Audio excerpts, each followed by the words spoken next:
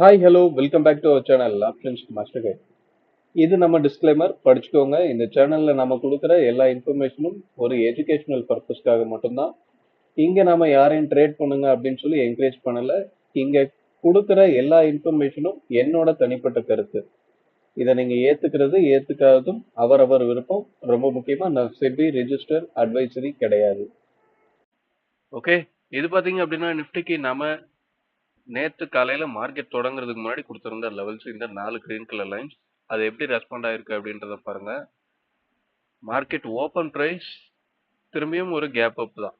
நம்ம நேற்று காலையில என்ன சொல்லியிருந்தோம், மார்க்கெட் இன்னும் ஹை போறது ஸ்டாப் ஆகல அப்படின்றத சொல்லியிருந்தோம். அதே வகையில கேப் அப், ஆனா என்ன ஒரு 20 பாயிண்ட் தான் கேப் அப் கொடுத்திருந்தான். கேப் அப் கொடுத்துட்டு ஓப்பன்ல இருந்து ஒரு 10 பாயிண்ட் கூட மேல போகலன்னு நினைக்கிறேன்.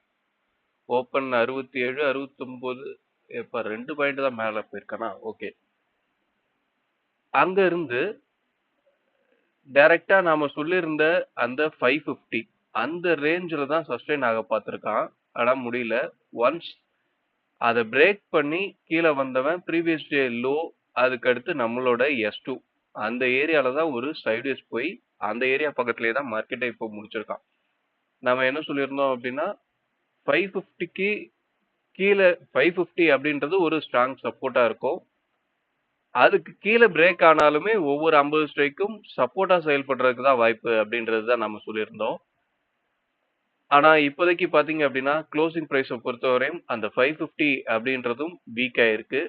அதை நம்ம இன்னைய லெவல்ஸ் பார்க்கும்போது என்ன சொல்லுது அப்படின்றத பார்ப்போம். இப்போ நம்ம இதெல்லாம் ரிமூவ் பண்ணிட்டு இன்னைக்கு உண்டான லெவல்ஸ் என்ன அப்படின்றத பார்ப்போம். ஓகே, இன்னைக்கு உண்டான லெவல்ஸ் மார்க் பண்ணியாச்சு.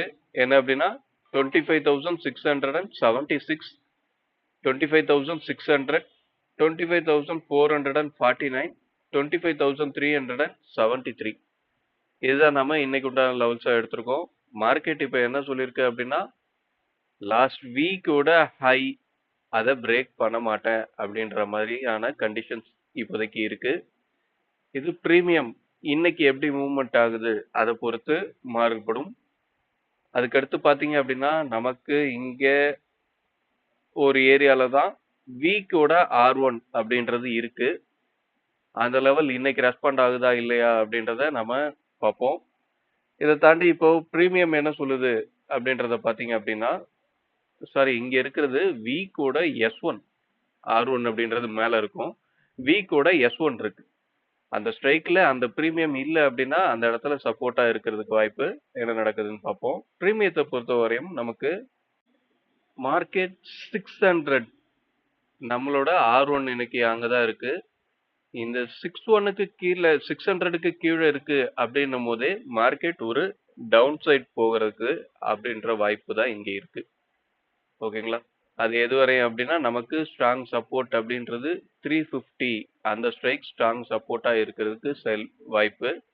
இதுக்கப்புறம் ஒன்ஸ் 600க்கு கீழே நின்று 600ல ப்ரீமியம் சப்போர்ட் அப்படின்ற விஷயமும் நடந்தது அப்படின்னா மார்க்கெட் இந்த 350 வந்து ரீச் பண்றதுக்கு உண்டான வாய்ப்பு இருக்கு.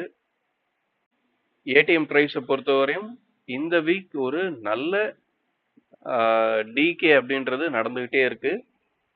ஸோ செல்லர் அவங்களோட ப்ராஃபிட்டை புக் பண்ற வாய்ப்பு நமக்கு திரும்பியும் ஏற்படும். ஸோ இன்னைக்கு 600க்கு மேல இருக்கா 600க்கு கீழே இருக்கா அப்படின்றத பொறுத்து தான் ட்ரெண்ட் அமைய வாய்ப்பு. அதே நேரத்தில் நம்ம நேற்று ஸ்ட்ராங் சப்போர்ட் அப்படின்ற 550 அப்படின்ற ஸ்ட்ரைக் வீக் ஆயிருக்கு. இன்னைக்கு சப்போஸ் ஓப்பனிங் அப்படின்றது அந்த 550க்கு மேல அமைஞ்சு ஓப்பனிங் ஸ்ட்ரைக் நமக்கு பிரீமியத்தை பொறுத்தவரை 550 அப்படின்ற இடமே கிடைச்சது அப்படின்னா அந்த இடத்துல ஒரு திரும்பியும் அந்த ஸ்ட்ரைக் ஒரு சப்போர்ட்டா செயல்படுறதுக்கும் வாய்ப்பா மாறிடும். ஸோ இன்னைக்கு ஓப்பனிங் எங்க கிடைக்குது அப்படின்றது ரொம்ப முக்கியமா இருக்கும்.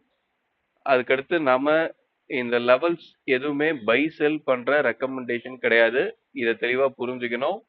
இந்த லெவல்ஸ் எந்த ஸ்ட்ரைக்கை பேஸ் பண்ணி எடுத்திருக்கு அப்படின்றத கண்டுபிடிச்சு அந்த ஸ்ட்ரைக் லைவ் மார்க்கெட்ல எப்படி ட்ரேட் ஆகுது அப்படின்றத பாத்தீங்க அப்படின்னாவே நாம கொடுத்துருக்க இந்த R1 S1 இதெல்லாம் பிரேக் பண்ணி வெளியே போகணுமா இல்லை இதுக்குள்ளவே இருக்கணுமா அப்படின்றது தெரியும்.